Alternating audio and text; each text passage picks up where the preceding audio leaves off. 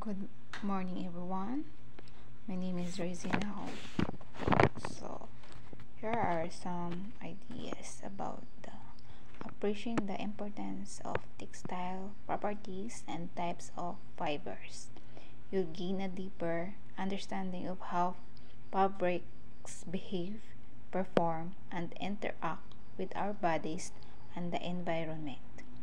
This knowledge will enable you to make informed decisions, drive innovations, and promote sustainability in the textile industry. So, here are the following that you must know about the garments. The functionality of the textile or the garments. Textile properties like water resistant, insulation, and UV protection enable garments to perform specific functions. The example of clothing that we use for best protection from the sun is hat, long sleeve, trousers and tights or wool. This one is to protect ourselves from the sun or our skin. For waterproof resistant is to protect ourselves from getting wet. The example are raincoats, umbrellas, bathing cap. Bathing cap is a tightly fitted skin tight garment commonly made from silicone, latex, or so, mano siya ang ginagamit pag once mag-swimming para dili mabasa imo ang buhok. Next are insulating fabrics. Insulating jackets, either down or synthetic, use your body heat to trap heat and keep your body warm. So, example lang ni ng ato bitaw ka og snow, tapos need nimo og jacket nga para dili bitaw ka tugnawon, para imong adventure is magpadayon. So in all, kailangan nimo makabalo ka sa mga types sa textile kung unsay mga important ato, para in case nga magpalit ka, makabalo ka kung unsay purpose ato, especially sa mga garments nga nga magamit nimo siya.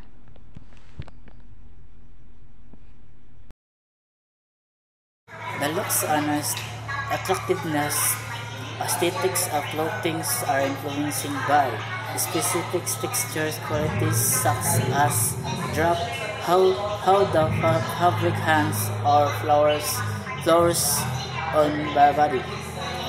The clothing are confidence determines the clothing are fashions to the many people. How get the fashions can affect the colors and moving forwards and confidence the body of the people around, aesthetics of the people, friends, and thank you.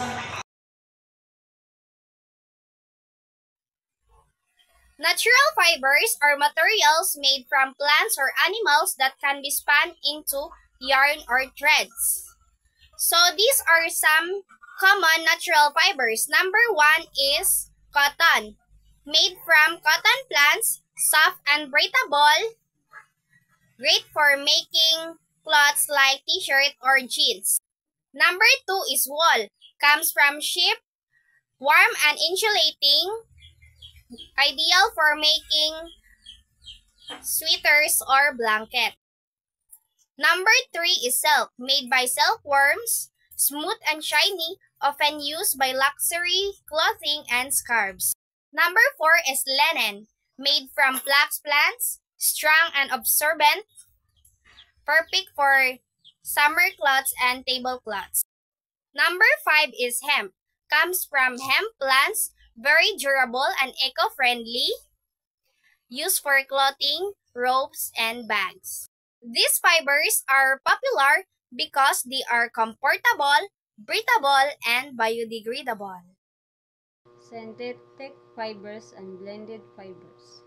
Synthetic fibers o blended fibers kay duha ka laing klase sa tela nga gigamit sa paghimo og sanina, gamit sa panimalay ug uban pa. Anya ang ilang kahulugan ug kalainan. Synthetic fibers.